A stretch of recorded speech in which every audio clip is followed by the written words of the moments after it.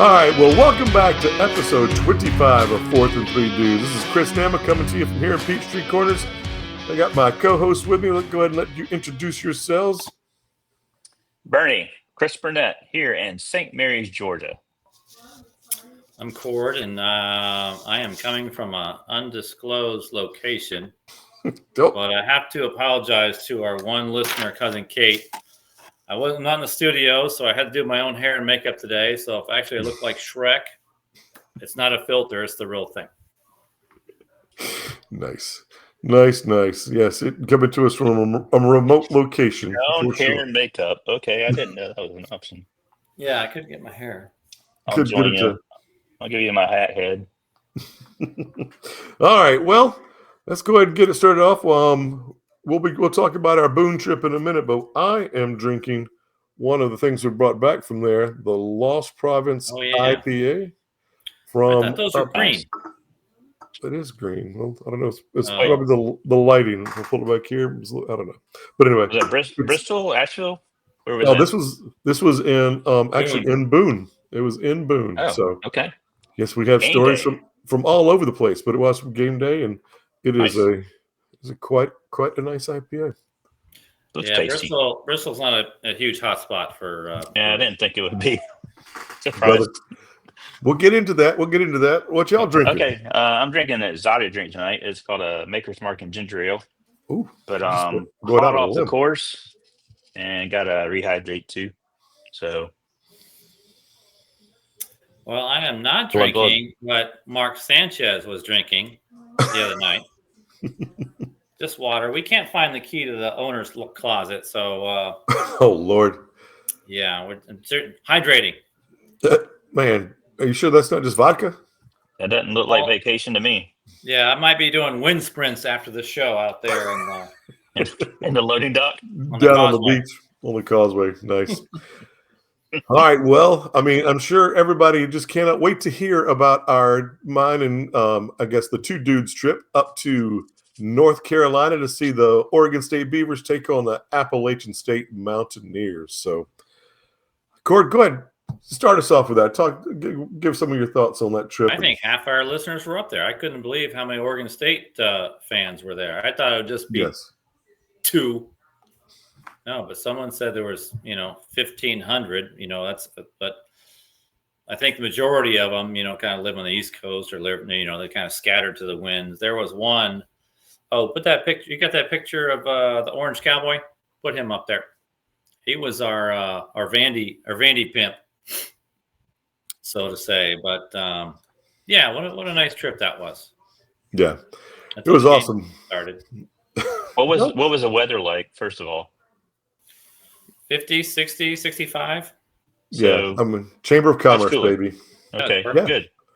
No, it was nice. I mean, it's like the evenings were cooler, probably down in the mid 40s, and then the daytime highs were up in the mid to upper 60s. So it's like 3,300 feet. Someone said the altitude.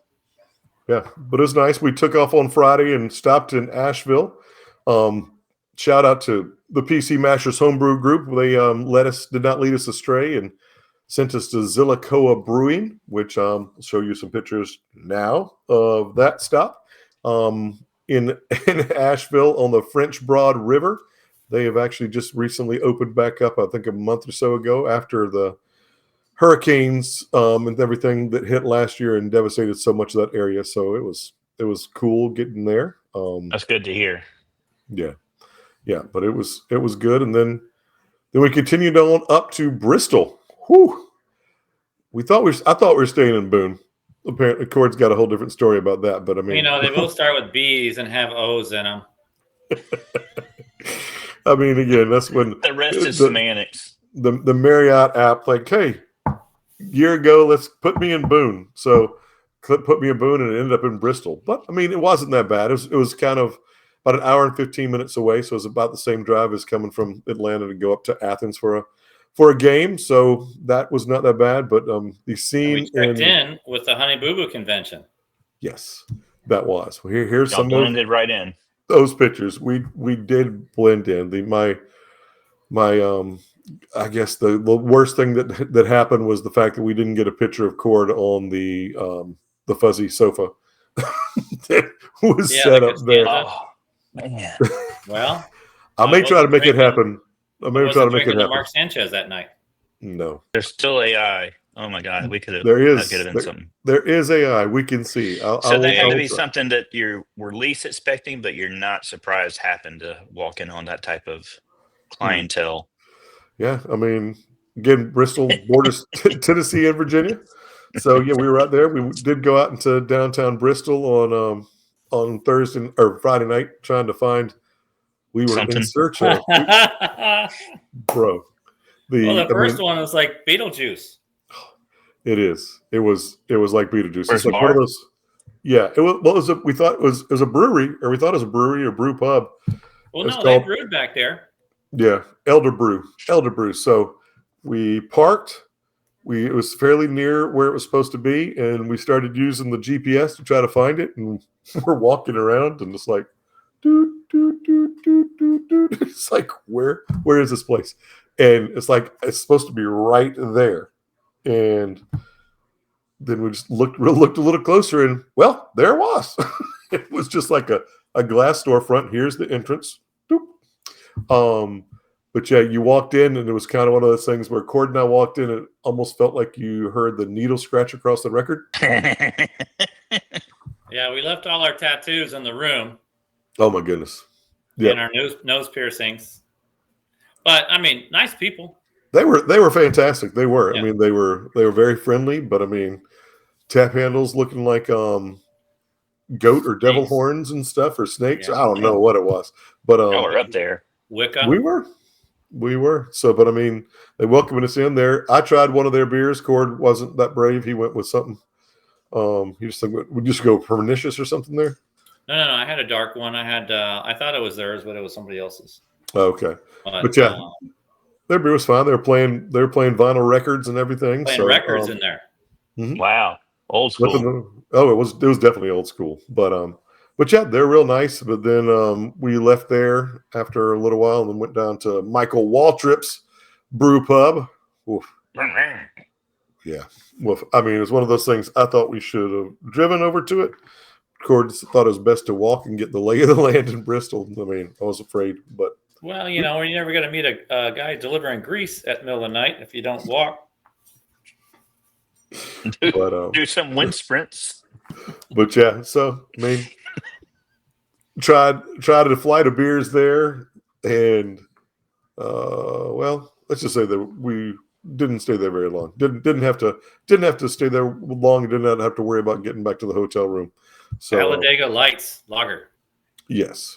So, but anyway, the food was good, but then we also got to see they apparently just had a car show down there, and then we got to see the cars and trucks motor slowly pass where we were on the patio, turn, and then peel off up the street.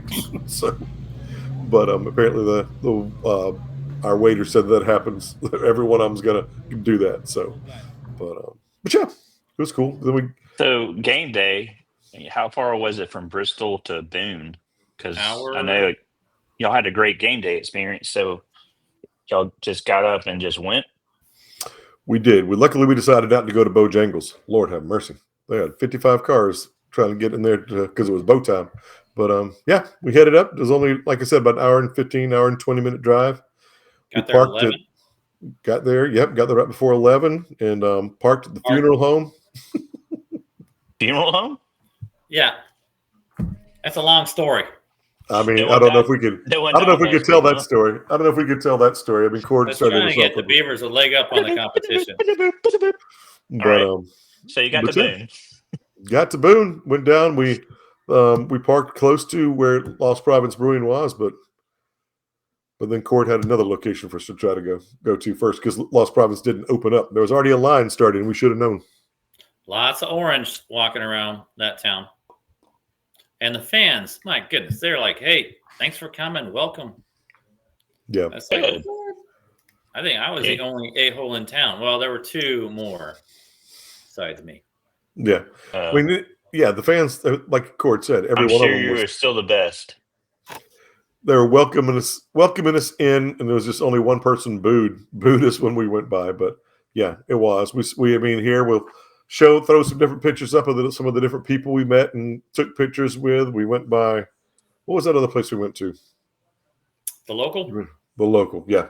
This was the local. Had a couple beers there and just hung out a little bit, and then waited till Lost Province opened up, and then we got to it. So then we almost got kicked out of it. Yeah, I want to hear. This is what I waited on. So on the text thread, you said that you got yelled at, Nama, for barking during the Georgia game. Can you give our listeners, maybe not quite so muted, but maybe not a full, what exactly cued the bartender to come over and scold you? I mean, again, give us an example. You mean a bark? Yeah. So that, and I can tell you, listeners, I've been listening to this for 30 years, maybe, and that is muted for your ear holes. Yeah, so well done, Nam. I'm proud of you. No, thank you. I was in the bathroom. I heard it from the bathroom. You were not. Anyway, but no, I did. I barked, and she turns around and looks and want to know who gave me permission to bark in her bar. And I'm like, hold on. Brought the dog in the bar. I was like, that was me. Sorry. Yeah. But then her one of the other bartenders like, no, it's fine. You can bark whenever you want to. So like, good for them. Yes. But they had a fantastic selection of pizzas. We did pizza there, and then charcuterie boards, all kind of stuff. A really good selection of beers. They had a whole lot of medals. We didn't get to figure out where they came from, but I mean, yeah, we were just people sitting next to us, talking to us, wanting to know where we had come from, and they were giving us their stories, and other Beaver fans walking in, and everybody. And I was sitting right next to where people walked up and did their orders for their beers, so I was talking to everybody. They all want to take selfies with us, Bernie. Yeah, man. You're kidding. That's hard to believe. I mean, look at the two of you. How could it not? We were in our full regalia and our costume, so we looked a lot different. Nama had the Beavs sunburn. Yep, I did. As a brand. Primed and ready. But they did. They've invited us. Was it Chuck? I can't remember. I think it was his name. Charlie from Augusta. Yeah, Charlie from Augusta, who picked up his buddy at the airport in Charlotte and drove up. But they invited us to go by their tailgate. But we were spending too much time there at Lost Province, having a good time. But then we made the walk down to the stadium, which was not that bad. We just followed the crowd, and it's a gorgeous stadium. I mean, it's 30,000. I think it holds 30,000, what they said. But one of the neat features of it that Charlie told us about, too, was the fact that on the home side, they reserved the first 10 rows from goal line to goal line for students. So they put the students down front, closest to the action and everything, and they've done that apparently for years. So that was and then they had a grassy hill, too, where they had a bunch of students there. But the fact they give the students the front rows is pretty cool. Who was it they beat at home 3 years ago? I just remember seeing students rush from the end zone. So I guess that was a grass area. But okay, we'll get to the rushing. Okay, go ahead. Okay. I think it was James Madison or whatever. It might have been something like that. Yeah. Okay. Yeah. But anyway, didn't they beat Michigan at Michigan one year? Yes. Yeah. Back in early aughts. Before Connor Stallion. Before Connor Stallion. So yeah. What? He was in third grade. Connor. He was in third grade, failing algebra. But Charlie let us know to be in the stadium in our seats early because of the App State mascot was going to do something special. What was his name again, Cord? Yusef. The Mountaineer, the Mountain Man. Yeah. So here's video right here. There he goes. Let's go.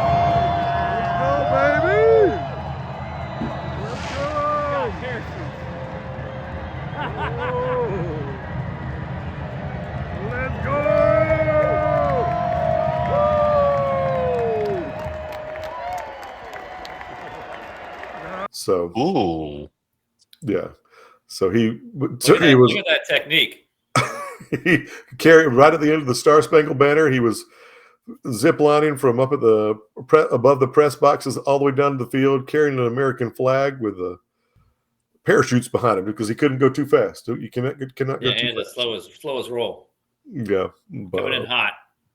But yeah, it was. I mean, it was awesome. And so we were Cord. I mean, who was your contact in the athletic department?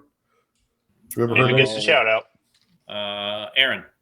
Okay, so she was able to hook us up. Girl. Yeah, hooked us up with tickets. We were on the second row, right around the 40-yard line. So right behind the Beaver Sports Medicine Injury Tent. Yes. Okay, just in case. So, and that was around other Beaver fans, like their section? It wasn't really I mean, there was a few. There was a couple of guys off to our left, and there was another family. Scattered. Yeah, okay. It was scattered around, dotted around the place. But I mean, again, like Cord said, it was definitely a larger Beaver contingent at the game than I would have thought, being that far away from there. So, that's cool. Very cool. And then the game got going, and everything just turned. And then the game started. Oh. And then y'all came back. Yeah, but they started out down 17-0 in the first quarter. I think our kickoff team had fumbled the ball like on our 20. They got that for one of the scores. We lost the turnover advantage. I think we turned the ball over 3 times, whereas App State was always this whole season was losing their turnover advantage. But second quarter we came back and scored 2, and so it was a 3-point game at half, so we were still in it. But App State, they were starting a brand new quarterback, and they had a brand new wide receiver, so they hadn't played before for them. But they weren't bad. Did pretty good. Didn't have the numbers that the Oregon State quarterback had, but still, with shooting ourselves in the foot. Gosh, I mean, having the ball, what was it, in the first and goal at the end of the game? Yeah, on the 1-yard line. Run it in for a touchdown to win. Well, you run the ball. It was a 6-point. 6-point game. Dived right 4 times in a row and didn't make it. Lost 2 yards on the last one. But I did. I turned to that happened. I turned to that other App State fan in front of us, and he was all happy. I'm like, Oregon State still got 3 timeouts. Still got 3. And so then they stopped them on first down, burned a timeout. Then the very next play, Oregon State knocked the ball out, went into the end zone, and got a safety. Weren't lucky enough to fall on it, but anyway. And then Oregon State got the ball back, and they were coming back down. But it's just another one of those. I mean, Oregon State could be 3-3. I mean, but beating App State, beating Fresno State, not giving Houston the win. Right. The 2 blowouts were with Texas Tech, who's ranked 9th, and then Oregon, who's ranked 3. So it's not like they're Sam Houston or UMass. It's a lot of blowouts. I mean, they have the chance to do it, but it's a lot of self-destruction, a lot of penalties, a lot of turnovers. Play calling's an issue. So looks like they got rid of Jamie Christensen, their special teams coordinator this week, and hired someone who's close to Coach Bray. But a lot of people are, been calling for Coach Bray to get let go, but I'm a big fan. From what he did, he didn't want to be head coach. He was defensive coordinator or linebacker coach for Jonathan Smith. And when Jonathan Smith announced before the Oregon game 2 years ago that he was leaving for Michigan State, he offered Bray, hey, you want to get on the plane? We're all going. So, I mean, that program was gutted. He was a linebacker. That's what I thought. I thought you remembered that. So, I mean, he's a defensive coordinator. He might not, be the best head coach right now, but, I'm going to stick with him. As much as he gave to this school and said, hey, I just can't go on that plane. That's not right. Props to him. They gutted all the coaches. Given the circumstances of the way things are with the program the last couple of years with everybody leaving Pac-12. I mean, what can you ask for a guy? I mean, that's just not a winning situation. So I hope a lot of Beaver fans are going to stick with him like you are. Yeah, I mean, gosh, the place was gutted. Lost all their coaches. We had players go to 12 different school, like SEC, ACC, Big Ten schools. Yeah. Our kicker is still kicking for Oregon, when he got paid. So they were left for dead and set on fire. So, I'm a big Bray fan, but I don't know. We'll see. We got Wake Forest coming to town. Yeah, but I mean, even more importantly, though, we were after the game ended. App State finally won it. They decided that it was almost like beating the number 1 team in the country because the students rushed the field. No. Oh yes, they rushed the field the like Beavers. They beat the Beavers. Hey, when you beat the Beavers, you got to rush the field. They did. Of course, Cord and I had a plan to rush the field, and we were geared up for it. I'd taken some extra ibuprofen and everything. Y'all had planned to rush the field. Oh, I mean, again, we kind of moseyed the field. Well, I mean, Cord was upset, didn't want to. We go up and we're getting ready to leave the stadium. I'm like, if we don't go on the field right now, they've already got their $50,000 fine. We can go in there. They ain't going to get us in trouble. So we took off. We went down there. We jumped over the fence, started running around, and then we did an interview. Rolled on the ground. So, but yeah, we did it. I was able to get secure an on-field interview. We tried to find Coach Bray, but at least I found Cord. So here's that interview here. All right. Well, this wasn't exactly what we were hoping for. I mean, it was a close game. Came down right down to the end. So what would you have done different, Cord, if you could have had something? I wouldn't have run the ball. I would have thrown the ball. I would have done what Houston did to us. Just back up and 7-on-7 and throw it. But damn, they kept running it on first down and 1st and 1, 1st and 0, 1st and 2, and I don't know.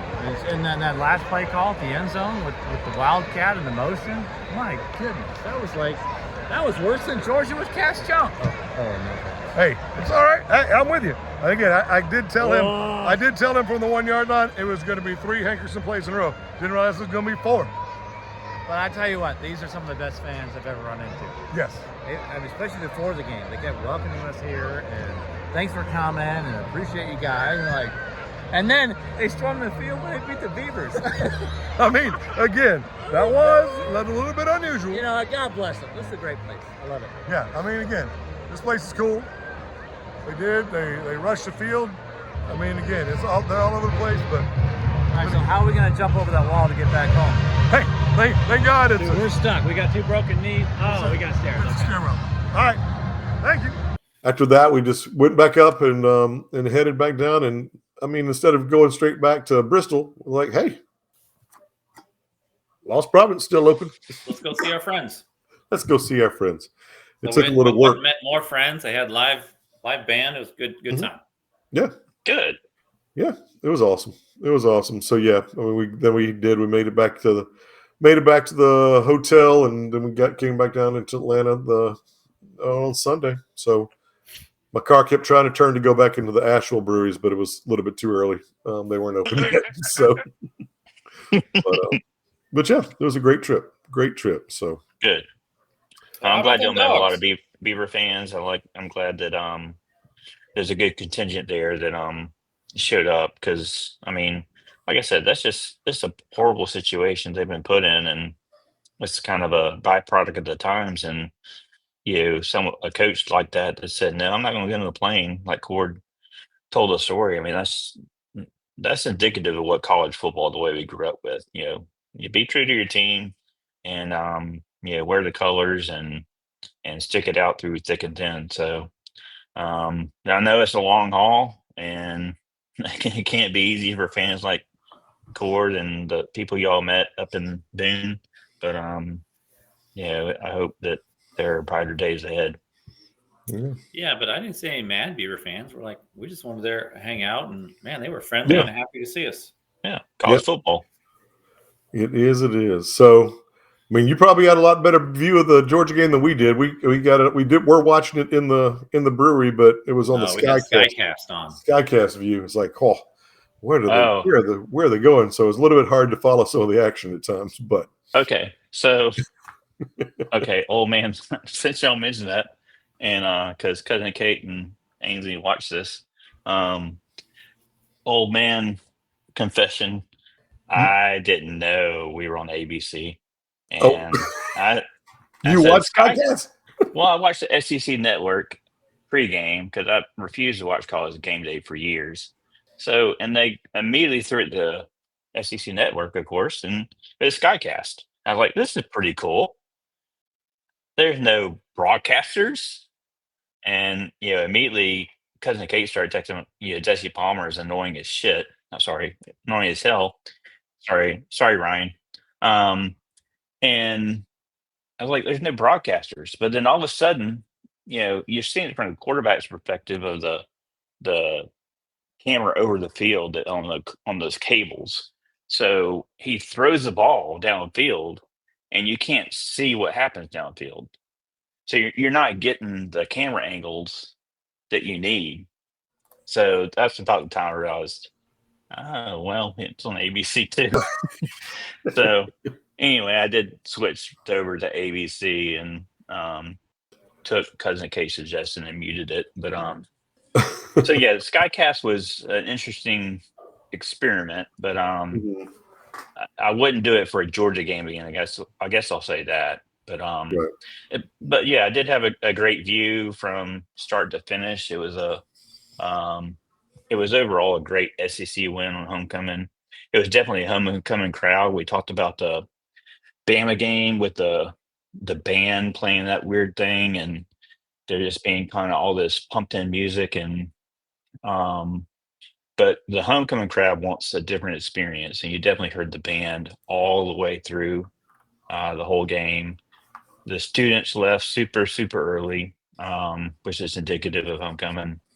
But overall, on the field, the Dogs had their mistakes, but I thought they started fast, which we wanted to see. I thought they kept their foot down on the pedal. There's some times where the score didn't really show it, but I never felt like we didn't have control. Even as the offensive line struggled with some more injuries and some rotation, but they still continue despite their youth and the injuries. Still continue to run the football well and block well with run blocking, and just could almost get yards at will.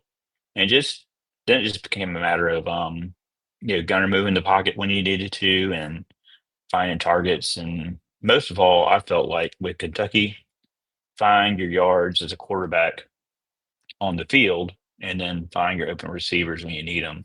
And we just did.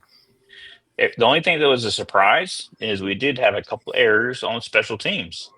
We had a block in the back on a branch return that called it back. Not a big deal. The game was in hand. And then Woodridge had a place kick go out of bounds.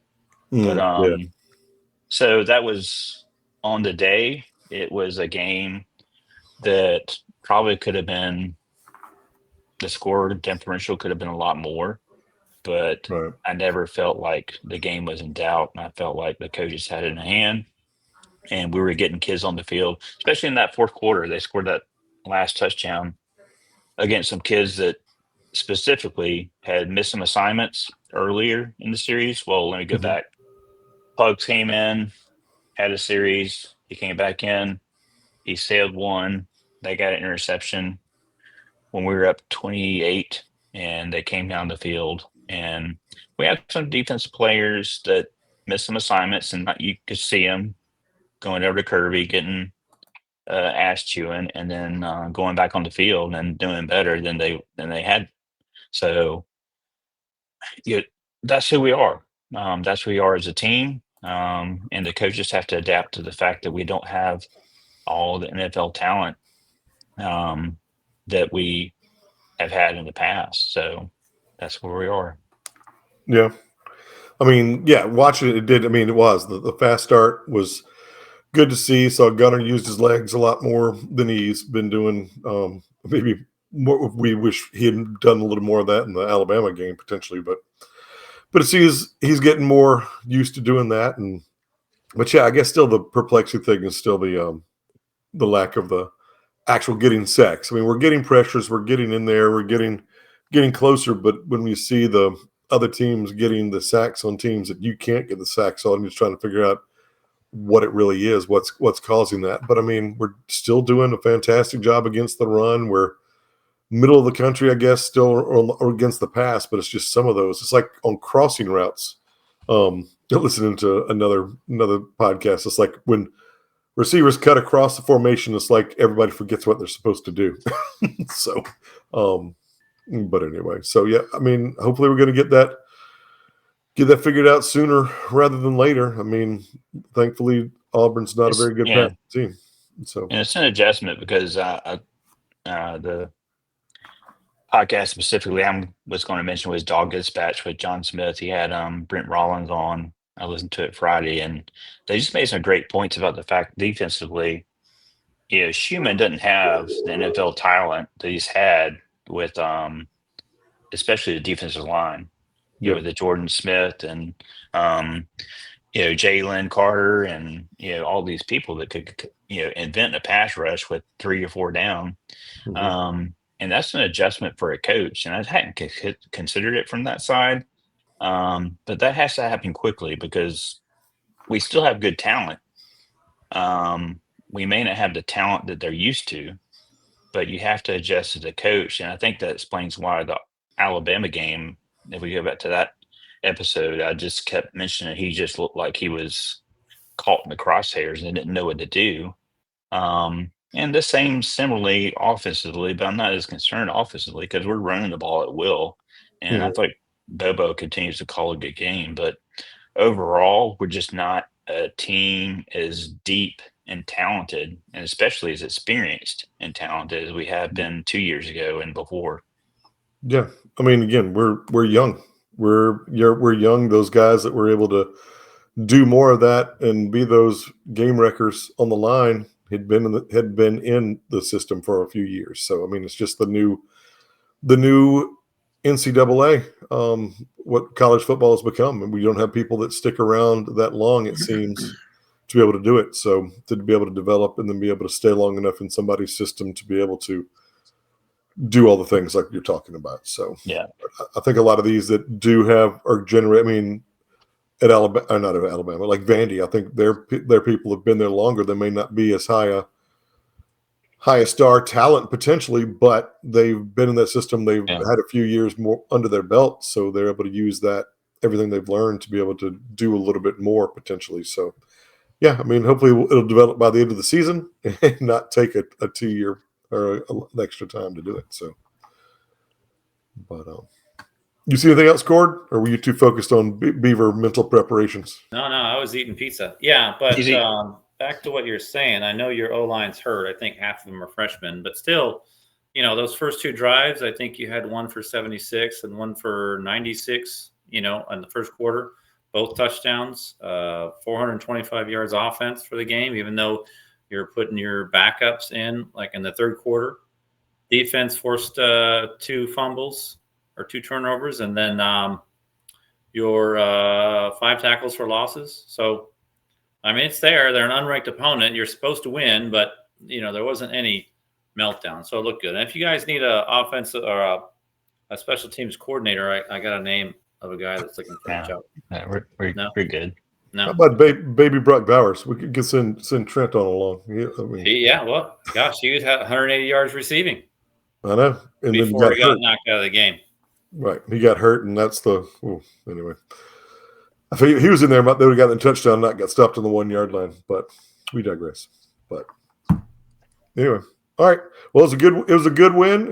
Nice to get. You handled the business. So now get ready to turn the page for Auburn. But there were some other big games this past weekend. Which one of those surprised you the most, Bernie? Oh, definitely.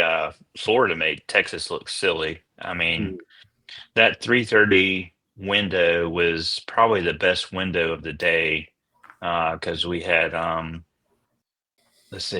that game, and that was the Vanderbilt Alabama window, and that was a good game. That kind of went as I expected. I thought Alabama was too heavy of a favorite, and it kind of played pretty close. And then, unfortunately, Bama, they got the talk about it with the locks of the week, but Bama got the trash touchdown late. But the Texas game, they just I don't know. I thought Texas would put up more of a fight. I thought their defense was better. It goes beyond the Arch Manning stuff, and I'll get that in a second. But Florida looked better in the trenches. I don't think they had the skill players that Texas does, but um, Lagway did what he had to do to manage the game.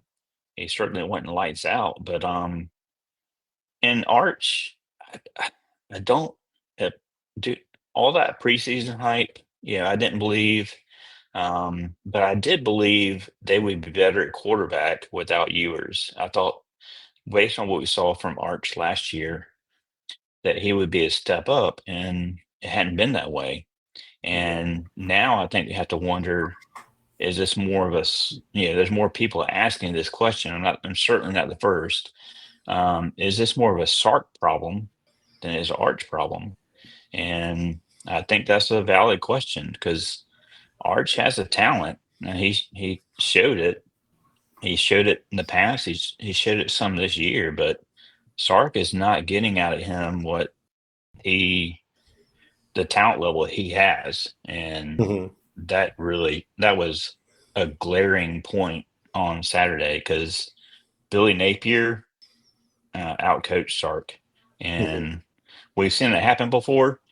Sark be outcoached, but it's kind of becoming a repeat thing. Him going against top opponents and even lesser opponents and losing. And that's the thing too with Billy Napier. It's like all you got to do is have him lose 3 or 4 games and have his job on the line, and then he starts beating everybody. I mean, it's the fate of the Florida fan in the past. Here come the Aggies. Past few years. So it's one of those where they just start beating all these teams, and it's like you're ready to fire Napier, and then he does something to save his job. But yeah, I mean, well, the thing with Arch too, though, is, I mean, you saw everything you saw from him last year was against teams that were horrible. I mean, he didn't come in and do anything against a top level team, and so it's one of those two. And that's he had some rushes against us. He made some good decisions against us in certain situations. Yeah, I guess what I'm basing it on. But I mean, you're right. His basic resume is not against top teams. You're right. He was like Cash Jones last year. Bring him in to run. Everyone knew he was going to run. Yeah. Yeah. I mean, especially when they brought him in when he played when Ewers was hurt, it was against, directional schools and everything. Right. So, but that was one of the things too, is like, well, Sarks told you that he knew that Manning wasn't as good as Ewers because he didn't play him over Ewers. I mean, it's one of those, you hear about all the talent, but I can't tell you how many people we've heard about how much talent they have when they actually got on the field. It really wasn't the same. No. So, I mean, again, whether or not it be something that with a different coach, like you said, it might be more, but it is interesting. I mean, his throwing motion and everything else is something that people keep talking about, which is something I never noticed until you see the Napoleon Dynamite throws or whatever. But yeah, that was crazy. Definitely, it was something because again, we had Florida fans sitting in front of us and behind us at the. Oh, really? Game. Oh, shit. Oh yeah, they were. I mean, yeah, they're all over the place.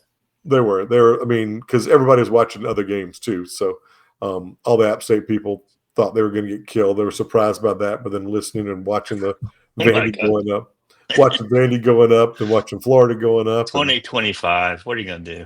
Yeah. So, but other big games again. You talked about Alabama and Vandy. I mean, Vandy getting up early and just the 2 turnovers in the red zone, killed them too. So, they had chances. They were in that game and they just, I don't know, they just couldn't quite get over the hump.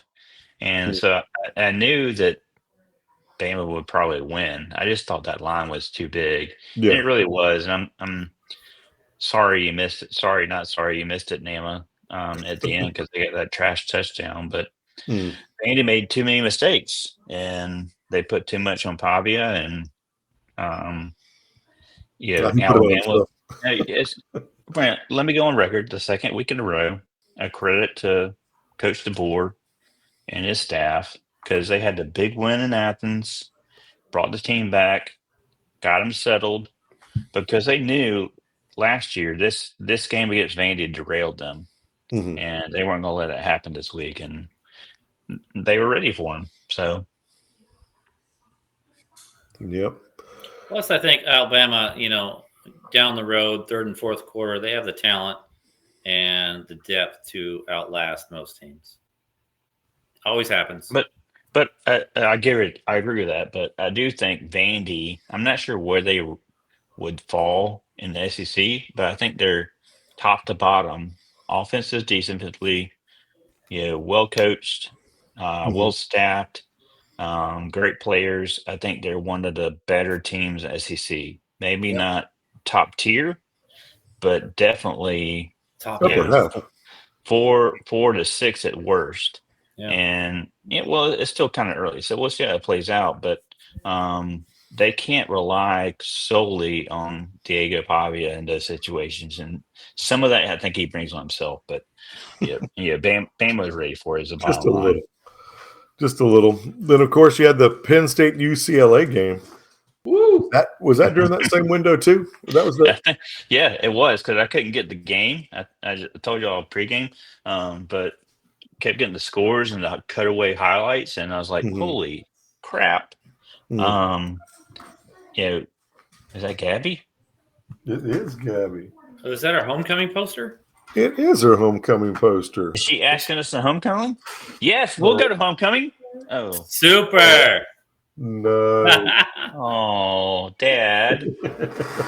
Wait, was that for me or Bernie? I think it's for Dad. Probably for Willow. Yes, it might be for Willow. Trust. We can chaperone.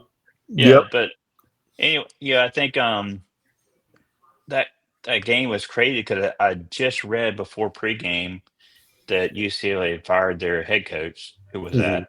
Deshaun Foster. Anyway, and Nico just went off. Nico, can't pronounce the name. Malieva or whatever. And just went off. And that game was out of hand early.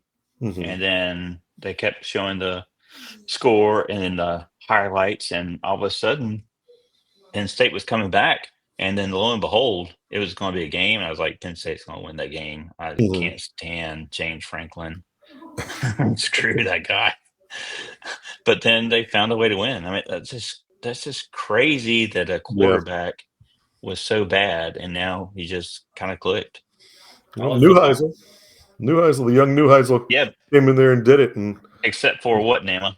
No, I mean, I was listening to the Brooks Austin Instagram reel by him talking about the fact that it was to a point where he actually, it was his first time calling the games, the plays and everything, but he had a couple of plays where even one of them was a 4th and 2 where the play he wanted to call didn't get in because he had his microphone up, and so he was on mute. So Malieva couldn't hear him to see what the play was called. So, but again, happened twice in the game. Yeah, so I mean, it just, like you said, you just can't make this ish up. So, but yeah, it was crazy. So another crazy. Texas A&M and Miami both handled their business. But yeah, good weekend. So go ahead and let's get us to the locks of the week, or the recap. The recap of last week. So yeah. So the recap is pretty easily.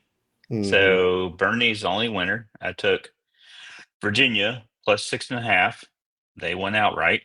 So I moved to 2-3-1. Bama for the second week got screwed, to be honest. So Nama, he took Bama. They got a trash touchdown, and so Bama didn't cover the 10.5. So he moves a 2-4. And Cord's Beavers didn't quite pull it off, so he moves to 2-3-1 as well. Just needed 2 yards. All I needed. Went from first to worst. Goodness gracious. Oh, well, that's how it goes. I guess I got to start writing down on a piece of paper what I'm going to pick, and then just pick the opposite. At least the way it's going. Bernie, you're leading. What are you picking this week? Okay, well, I'm glad you asked, Cord, because there is not much that I see. There's not much that I like. So normally I mention a couple. But I'm only going to go with one this week.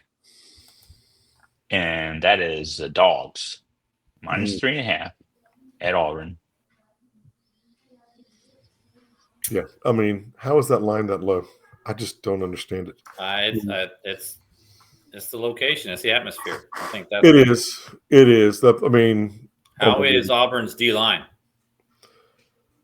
I think they're kind of middle. I think they're middle of the road. I mean, it's one of those where I mean they probably got more sacks than we do, but they've also given up more sacks than anybody in I think FBS. for my decision, it came down to the quarterback play, and he's done a great job, but it's situational. He also tries to lead the team in rushing, and I don't see a solid rusher behind him.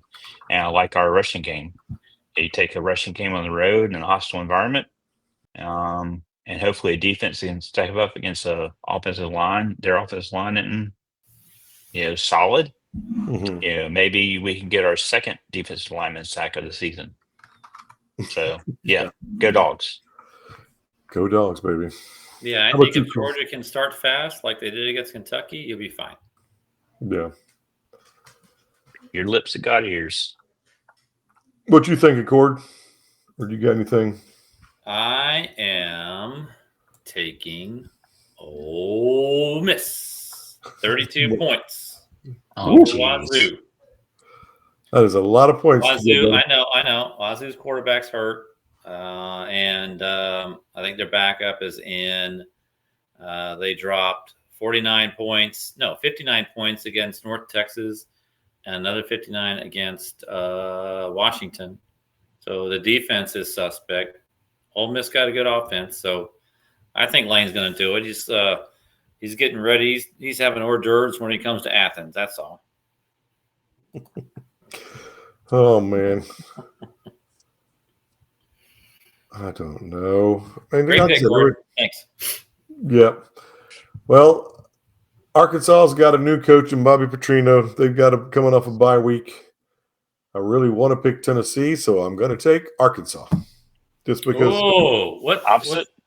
Gotta go the opposite. I mean, again, Petrino will probably pull some kind of magic out of his hat, and Talon Green will go off on some. I mean, poor Tennessee.